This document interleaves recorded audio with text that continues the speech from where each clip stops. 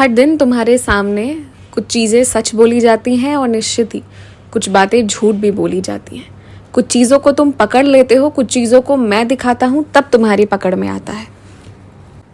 चाहे तुम्हारे दफ्तर में तुम्हारे पीछे कितनी बड़ी भी षड्यंत्र क्यों ना रची गई, लेकिन तुमने उस षड्यंत्र में जो भी सोचा गया था उसका ज़रा भी 1/3 हिस्सा तक भी तुम्हें दुख मैंने नहीं दिया। मैंने कुछ भी उसका असर तुम पर नहीं होने दिया। तो अभी जो दफ्तर में लोग आपस में लड़ रहे हैं, जो आपस में कलह कर रहे हैं ना, तुम उसमें मत पड़ो। कौन क्या क्यों किस लिए कह रहा है वो सब मत पड़ो। चुपचाप जाओ, अपना काम करो, लगातार मुझसे मन ही मन बातें करो ताकि तुम्हारा मन लगा रहे। तुम मुझे वहाँ अपना सखा मानो और उसके बाद अपने घर आओ। दफ्तर को और अपनी निजी जिंदगी को बहुत अलग अलग रखो।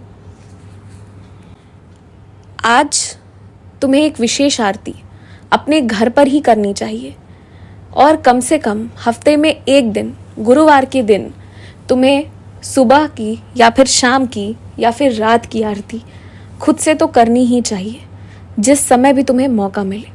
और उस आरती में ना, चाहे पूरे हफ्ते कुछ करो या ना करो, अपने से भोग बनाओ। आज बनाना तुम भोग, और वो भोग मुझे चढ़ाने के बाद कुछ लोगों में वो प्रसाद वितरण भी कर दो, अगर कर सकते हो तो। इस तरह से हर गुरुवार को एक उत्सव की तरह मनाओ। लोग जो मुझे जानते नहीं, वो ना साल के कुछ ही वक्त इंतज़ार करते हैं जब त्योहार आते हैं उनके लिए। होली, दीपावली, दशहरा, बैसाखी, यही सब में पर्व होता है।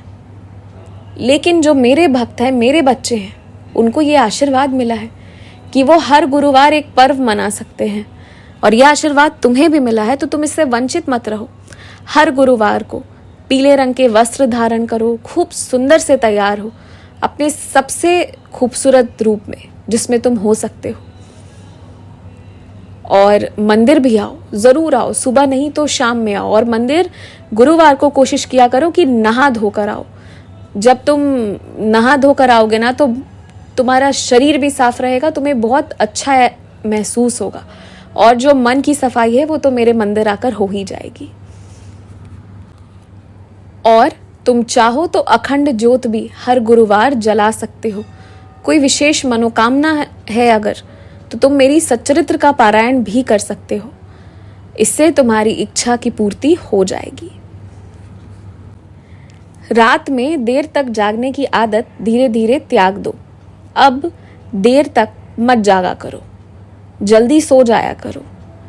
अब चाहे तुम्हारे जल्दी सोने पर किसी को भी आपत्ति हो, अच्छे या बुरे कारणों से, परंतु आदत अच्छी है, तो इसलिए रात को जल्दी सो जाया करो और सुबह जल्दी उठकर दिन की शुरुआत कर दिया करो। और एक गलती जो तुमसे बार बार होती है वो ये कि तुम जिस चीज़ में सबसे गुणवान हो, सबसे अच्छे हो, और जिससे तुम्हारी तनख्वाह भी सबसे ज़्यादा बढ़ सकती है ना, तुम उस काम को सबसे ज़्यादा थक हार कर करते हो। तुम्हें लगता है कि ये तो मुझे आता है तो मैं ये कर लूँगा, और यही तो तुम्हारी गलती है। तुम्हें जो काम सबसे पहले कर लेना चाहिए, क्योंकि तुम उसमें अच्छे हो, ताज़े मन से, ताजगी भरे समय में अच्छे से कर लोगे, पूरी ऊर्जा में करोगे, तो तुम्हें उससे ज़्यादा कुछ मिलेगा वापस। पर तुम उससे सबसे ज़्यादा थक कर करते हो, और इस वजह से तुम अपने बेहतर तक प्रदर्शन ही नहीं कर पाते। तो अपनी ना गलती को सुधार लो। छोटे बच्चों को तोहफा देना है तो या तो उनके ज़रूरत का कपड़ा और जो भी ज़रूरत की चीज़ें हैं या तो वो दे दो, और नहीं, छोटे बच्चों को खिलौने से बहुत खुशी मिलती है, तो बच्चों को तुम खिलौने भी भेंट में दे सकते हो। पर मेरी तुमसे यही दरख्वास्त रहेगी कि बच्चों को कोई भी ऐसा सामान मत दो जो उनके शरीर के लिए भी हानिकारक हो और जिसकी उन्हें आदत लग जाए तो उनके माता पिता को भी दिक्कत हो। जैसे टॉफ़ी, चॉकलेट और इस तरह की जो भी चीज़ें हैं जो स्वास्थ्य के लिए अच्छी नहीं होती हैं, वो भेंट ही मत दो। और ये गांठ बांध लो आज से, इस क्षण से, कि किसी को भी ऐसा कोई तोहफा नहीं दोगे जो हानिकारक हो, जो अच्छा नहीं हो, क्योंकि जो करोगे ना वही लौटकर तुम्हारे जीवन में आएगा।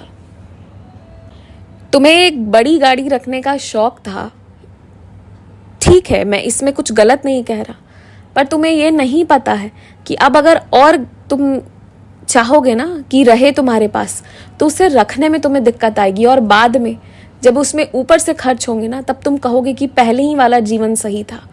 तो इस वजह से मैं तुम्हें अभी पूरी तरह रखने के लिए तो नहीं दे रहा, लेकिन मैं ये वादा करता हूँ लंबी छुट्टियों में या जहां भी तुम जाओगे, वहां तुम्हें मेरे आशीर्वाद से जैसी गाड़ी में घूमना हो, अपने परिवार को ले जाना हो, तुम स्वयं अपने आप से कर पाओगे। ये मेरा आशीर्वाद है, तुम्हें दे दिया मैंने तुम्हें ये आशीर्वाद।